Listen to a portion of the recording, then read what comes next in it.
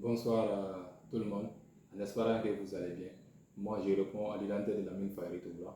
Je suis promoteur du cabinet Espoir SRL. Aujourd'hui, je m'en vais à parler d'un thème qui est crucial pour nous, travailleurs libéraux.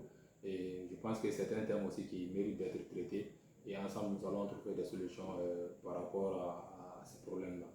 Au fait, c'est une question qui nous arrive souvent pendant nos rencontres avec les autres professionnels de la santé.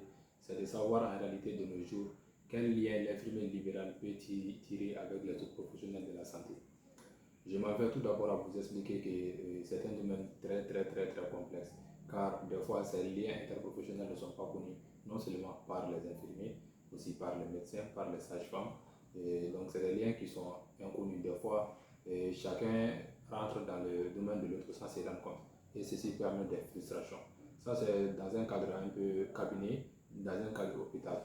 Mais maintenant, quel lien un infirmier libéral peut tisser maintenant avec ses autres collaborateurs, avec les médecins, que les médecins soient du milieu libéral ou du milieu fonctionnaire, ou bien qu'avec les autres infirmiers du milieu libéral ou du milieu fonctionnaire. Maintenant, quel lien un infirmier libéral peut tirer avec ses confrères dans ces différents domaines. Donc j'ai décidé de parler de ça ce soir, c'est en réalité pour expliquer ces liens-là et essayer de rentrer en profondeur pour que chacun de nous puisse en tirer davantage de leçons par rapport à cette thématique.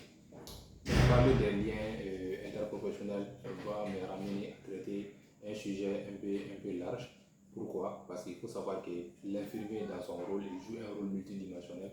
Comme d'autres même le soulignent, on dit que l'infirmier est le maillon essentiel de la santé.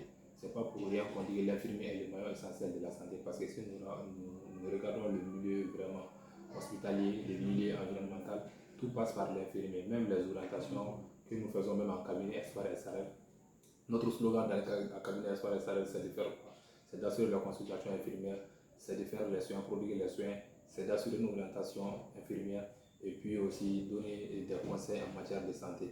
Le cabinet Espoir SRL est là pour ça. Le cabinet Espoir SRL aussi forme les autres jeunes dans ces domaines-là qui désirent vraiment être accompagnés dans l'entrepreneuriat, qui désirent créer leur cabinet, qui désirent être aussi libéraux. S'ils n'ont aucune idée, ils peuvent approcher le cabinet Espoir SRL et ensemble nous allons essayer de travailler sur ces thématiques-là. Pour moi, c'est un plaisir d'aider la couche professionnelle jeune qui tend vraiment à entreprendre, qui tend à créer des cabinets, qui cherchent des collaborations entre nous, infirmiers diplômés d'État. Donc maintenant, c'est pour revenir à notre sujet. Ce côté relations infirmiers vis-à-vis des autres professionnels de santé ne sont pas faciles, surtout quand vous êtes libéral. Il faut savoir, pour être un infirmier libéral renommé de ce nom, il faut avoir des relations partout. Et ces relations-là, c'est ce que moi j'appelle des liens et des collaborations.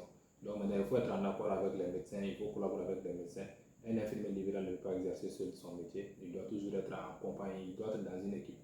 Donc maintenant, une équipe c'est quoi? Une équipe est composée de médecins, une équipe est souvent composée de biologistes, une équipe est souvent composée de sages-femmes, ça peut être composé d'aides-soignants. Donc vous voyez, donc nous sommes une équipe qui travaille pour le bien-être du malade. Donc maintenant, si l'infirmier arrive à concevoir une équipe de ces gens, je pense que les liens, la base même du lien est tissée. Pourquoi? Parce qu'un infirmier du terrain, un infirmier formé de façon à la façon malienne, souvent est habilité à faire des consultations dans les rôles délégués des infirmiers, dans les rôles délégués des soins, du soin médical, il consulte. Mais son rôle primordial, c'est pas ça. L'infirmier a un rôle propre. Et son rôle propre n'a rien à voir avec la consultation médicale. Il a un rôle propre, il pose son diagnostic lui-même, il donne des interventions à faire, il a des réflexions par rapport à tout ça. Donc je ne vais pas rentrer dans tous ces détails, mais il faudrait savoir que souvent nous consultons, donc c'est pour vous dire que dans l'orientation des patients, l'infirmier déjà, après avoir discuté avec un malade, il sait les liens où orienter les malades parce qu'il a déjà une connaissance des diagnostics médico-chirurgical. Donc il peut se dire à telle personne, tu as tel problème de tel domaine. Donc allez-y consulter par exemple un neurologue, allez-y consulter par exemple un dermatologue, allez-y consulter un cardiologue. L'infirmier peut dire ça, mais après une consultation infirmière bien tenue. Donc après ça aussi, il y a son rôle d'accueil et d'orientation. Donc ça c'est l'orientation gérie. Maintenant l'accueil, l'infirmier c'est l'agent de santé qui est là pour la communauté. Chaque société, chaque quartier qui a un infirmier, moi je vais dire ça c'est une bénédiction pour le quartier. Parce que face aux problèmes immédiats de la société, c'est à l'infirmier qu'on fait recours souvent parce qu'il faut savoir que la couverture médicale au Mali n'est pas assurée à 100%. Souvent, la population travaille avec des infirmiers et ces infirmiers sont là en réalité pour assurer cette orientation. L'infirmier doit tisser ces rôles-là. Et l'infirmier doit conseiller les gens, la population par rapport aux bonnes hygiènes de vie, par rapport aux bons conseils de santé. Maintenant, le milieu libéral, c'est un milieu un peu complexe. Comme je l'ai dit dans ma première intervention, j'ai dit que le milieu libéral, c'est pas facile, c'est un nouveau concept. Et souvent, même trouver des partenaires dans ce milieu-là, c'est très difficile. Pourquoi c'est très difficile? Je m'en vais aussi à expliquer parce que les gens ne connaissent pas ce concept. Souvent, nous avons l'habitude de tenir nos stages de fin de cycle dans les hôpitaux et après nos soutenances, après nos formations, nous continuons à aller dans ces centres-là, se croyant peut-être travailleurs de ces milieux. Et pourtant, c'est très différent. Quand tu n'es pas contractuel d'un centre de santé, quand tu n'es pas fonctionnaire, donc il n'était pas facile en réalité de travailler dans une structure publique. C'est pourquoi beaucoup de médecins maintenant sont à la maison, beaucoup d'infirmiers aussi sont à la maison, mais ils n'arrivent pas à être ensemble, à former cette équipe-là. Chacun veut aussi créer un cabinet. Et pourtant, la création d'un cabinet aussi n'est pas dédiée à tout le monde. Donc ça aussi, il faut faire une formation dans ce sens-là. Il faut accepter de se faire former, de se faire accompagner avant l'ouverture d'un cabinet. C'est pourquoi même il y a des coachs professionnels, il y a des entreprises qui sont là pour accompagner les jeunes dans ce sens-là. Donc moi, je dirais tout simplement que ces liens multidimensionnels peuvent amener souvent des conflits que l'infirmier ne maîtrise pas parce que les autres cours socio-professionnels de la santé peuvent dire ah, est-ce que cet infirmier-là n'est pas là en train de faire mon travail, est-ce qu'il ne fait pas ça, est-ce qu'il ne fait pas ça. Non, c'est pas ça parce que l'infirmier, c'est un généraliste qui est là et qui travaille pour tout le monde. Et la preuve en est que dans toutes les spécialités médicales, vous allez trouver, que ce soit en cardiologie, en dermatologie, en rhumatologie, partout où vous allez voir en gynécologie, vous allez trouver des infirmiers partout. Donc, c'est pour vous dire qu'un infirmier est formé de façon générale à servir tous les services des médecins. Il n'y a pas d'équipe médicale sans une équipe infirmière. Parce que, comme j'ai l'habitude d'attendre de l'un de mes professeurs, souvent je répète ça, je dis ça, lui, il dit que l'infirmier, le docteur Abdraman Traoré, d'ailleurs, de la chirurgie pédiatrique de Gabriel Touré, il a l'habitude de nous dire que, tu sais, les infirmiers et les médecins sont dans un mariage sans divorce. Donc c'est un peu ça. Partout où vous allez voir un médecin, vous allez voir un infirmier. Donc partout où vous allez voir un infirmier aussi, que ce soit du milieu libéral ou du milieu fonctionnaire, vous allez toujours, du milieu public, je vais dire, vous allez toujours voir qu'il y a une équipe infirmière, il y a une équipe médicale, il y a une équipe de sages-femmes. Donc notre but ultime, c'est quoi? C'est d'aider les patients à satisfaire son besoin perturbé. Le besoin perturbé, ça, c'est dans le langage vraiment du diagnostic infirmier, partant du concept de Virginia Anderson. Je pense que les gens qui me suivent vont comprendre ce passage-là. Donc c'est un peu ça, le rôle multidimensionnel et comment faire aussi pour être en accord, en phase avec ces personnes-là. Donc moi je dirais que la communication va intervenir là-bas. Il faut communiquer surtout, il faut se cultiver, il faut chercher à comprendre quel est le rôle exact de l'infirmier, que tu sois du milieu libéral ou du milieu public. Il faut savoir en réalité quel est le rôle du médecin, quel est le rôle de l'infirmier, quelle relation professionnelle dois-je tirer pour être en accord avec tel médecin, avec telle spécialité médicale, avec tel aide-soignant, avec tel sage-femme. Donc ça va partir maintenant du comportement de l'infirmier, on va dire comme ça. Parce que l'infirmier, en ce moment, il est le coordinateur. Parce que les patients, généralement, dans nos accueils, ils tombent surtout sur des infirmiers. Et après, maintenant, c'est l'infirmier qui lance la lettre, venez, il y a tel problème, il y a tel problème. Même dans le milieu libéral, c'est l'infirmier aussi qui joue ce rôle-là. Si dans une famille, il y a quelqu'un qui est malade, ils vont directement contacter l'infirmier. L'infirmier va dire, allez-y dans tel hôpital pour cette prise en charge là-bas, ça sera plus rapide. Donc, voilà, ça c'est le rôle intéressant et le rôle capital de l'infirmier dans une société. Donc, dans les milieux libéraux, il n'est pas du tout facile de travailler en concordance avec cette relation professionnelle, mais pour réussir dans le libéralisme, il faut quand même avoir des contacts des médecins, que ce soit du milieu public ou du milieu libéral aussi. Il y a des médecins qui exercent aussi en libéral. Il faut avoir des contacts des sages-femmes, il faut avoir des contacts de biologistes, parce qu'un infirmier souvent peut faire des prélèvements sanguins. Mais s'il y a des prélèvements spécifiques, moi je pense qu'il faut donner à César ce qui appartient à César.